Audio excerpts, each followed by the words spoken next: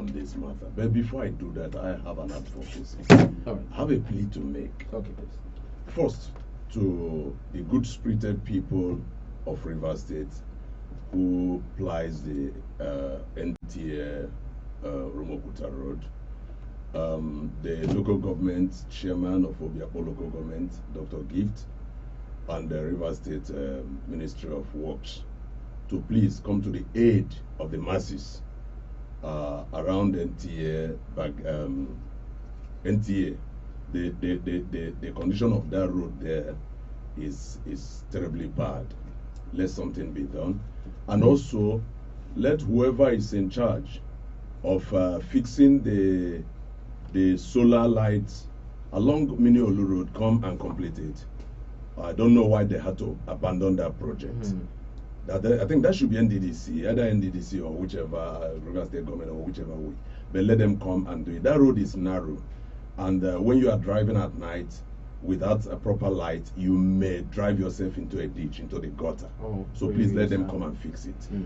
Then returning back to the matter on ground, hearing that Dangote, laid off 800 workers caused a headache to me yesterday. And my question was, does these workers have any insurance? Do they have insurance? Is there anything is there any law that protects a worker in Nigeria? That somebody can be hired in the morning and fired mid-morning. He will call his people that, God has done it. He will go to church or mosque to give thanksgiving that God has given him job. Only for the next moment he loses that job. Is there no law that protects Nigerian worker, either from private employers or government employers? But like a conglomerate like Dangote, when you get job there, you think you have a pensionable job. How come that at a slight provocation, you can just be laid off? It shows that the rule of law in Nigeria is weak.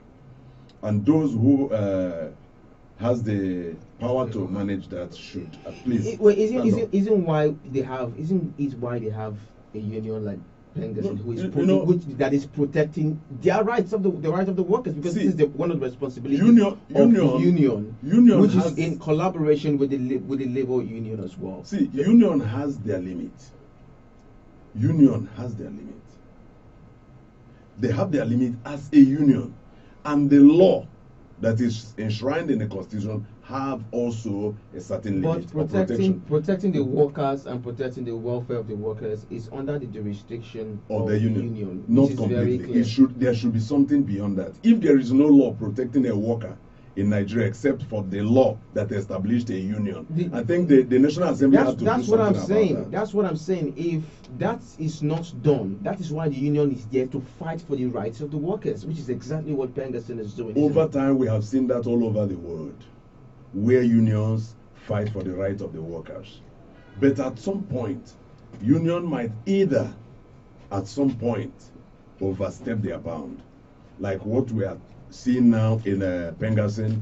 Last time, nobody came out to compensate the masses when Pengassin had that. I think that should be either a 2-day or 1-day strike. That suddenly, I came to a studio in the morning, paying a certain amount of money, returning back, the money doubled to 400%. Why? Because suddenly, you could not access fuel. And drivers know how to manage that situation very well. They do it with impunity. Irrespective of your feeling, they will skyrocket their price and tell you there is no fuel anywhere. So you see that sometimes the activities of the union reflects very negatively on the people, just like what is now about happening. Though the activities of the union reflects negatively on the people. Now, so let's get this whole thing straight, right? The union, especially Pengassin, is to protect the rights of workers of a particular industry, of a particular section of the economy, which is the petroleum sector. You cannot generalize. That's why we have labor union, by the way. in this case, what Bengasin is doing is protecting the right of workers, especially that of the ones working in Dangote refinery, and which is exactly what they are doing now. Laying up 800 workers, they come up to say this cannot be done.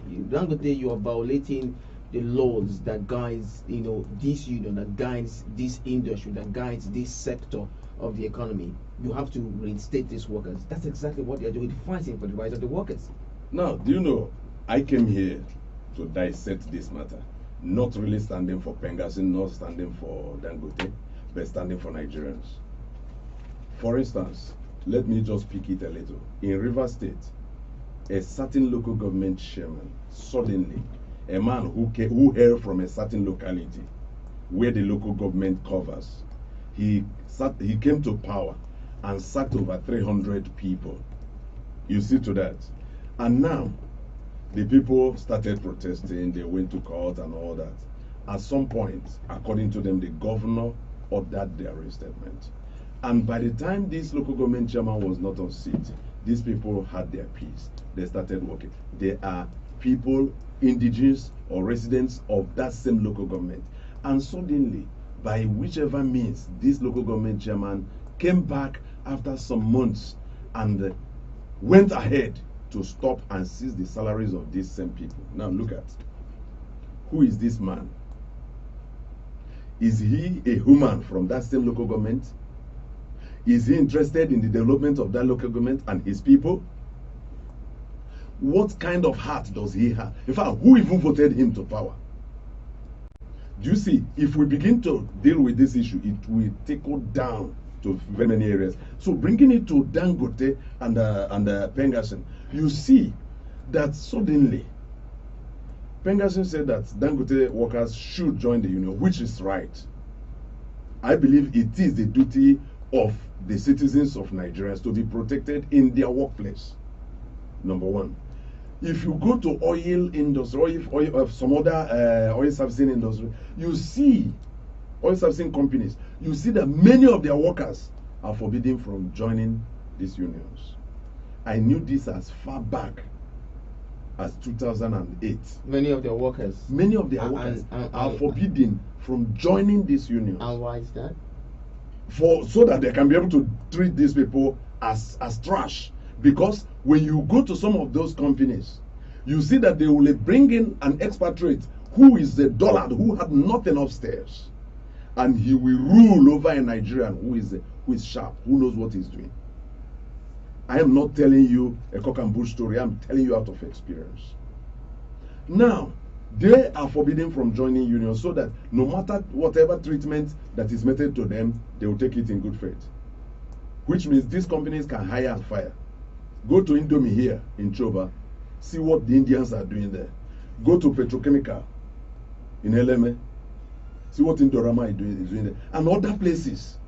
You begin to ask yourself, are Nigerians actually humans? Or do these foreign countries, or even our own brothers, because I believe it is our brothers that are doing this to us. Yes. So coming to what happened in Dangote, between Dangote and Pengasin, the first thing is this.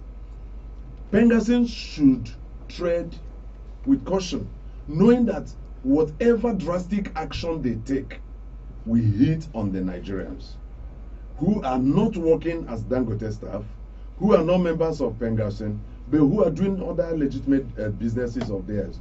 Now, coming to Dangote, Dangote said that when I read through the news, Dangote said that they didn't drop those people because of any affiliation to union. Okay. That they dropped them based on shake-off they had, either caused by mismanagement of company rules and things like that, and they had to drop them.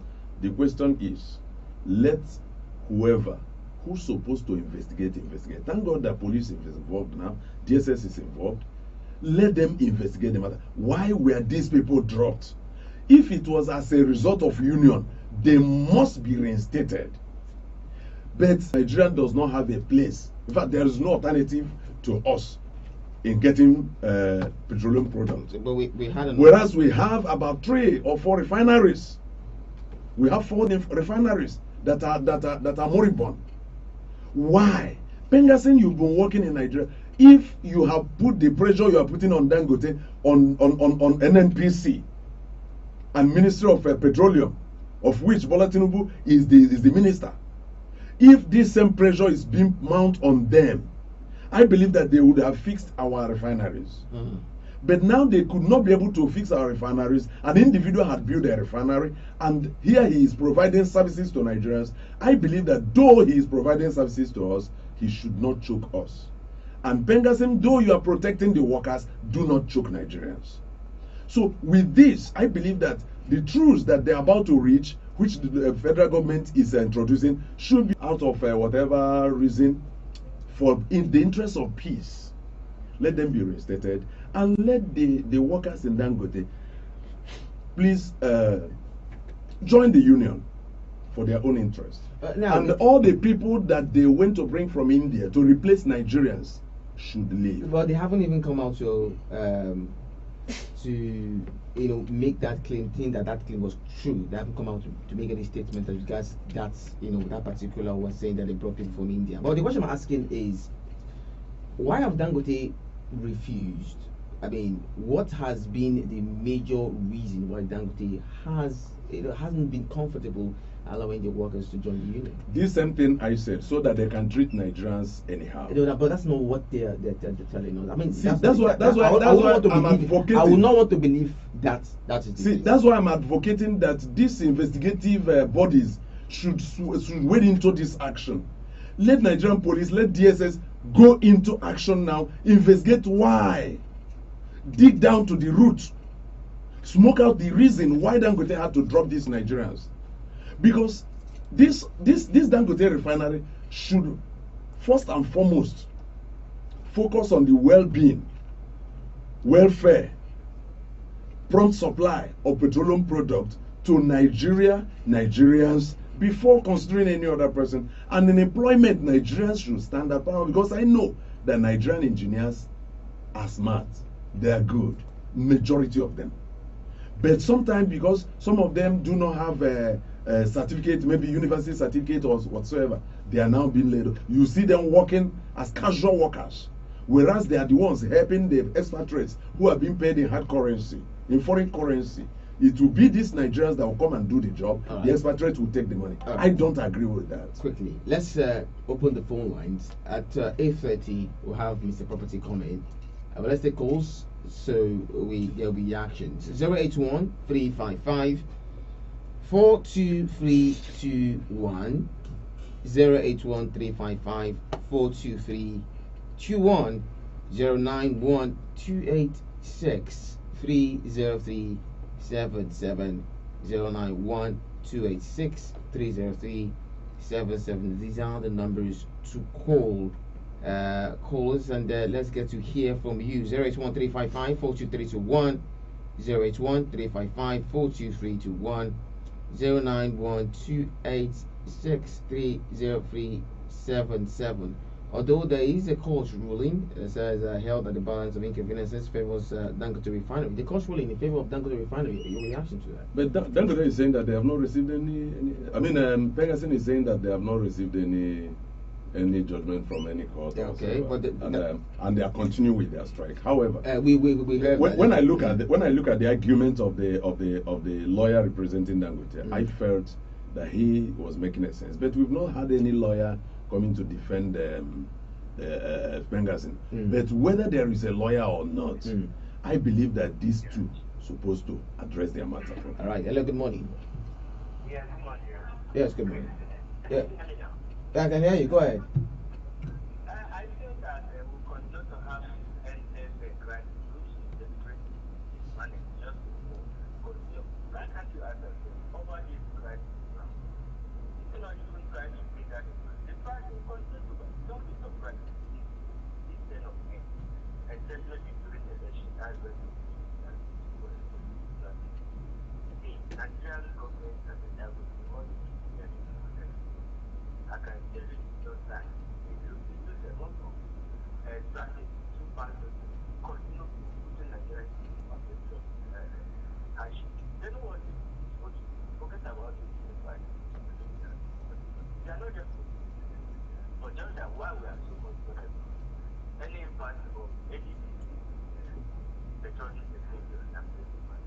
That's what we're doing. What about the food? Are we not just to have like nice food? And at the end of the day, you can among yourself. All right, thank you, JJK. Let's take more calls. 081 355 42321, 081 355 42321, 091 286 30377, 091 286 30377. These are the numbers to call. Hello, good morning. Welcome to Let's Talk. Yes, good morning. Quickly, let's hear you. Advice.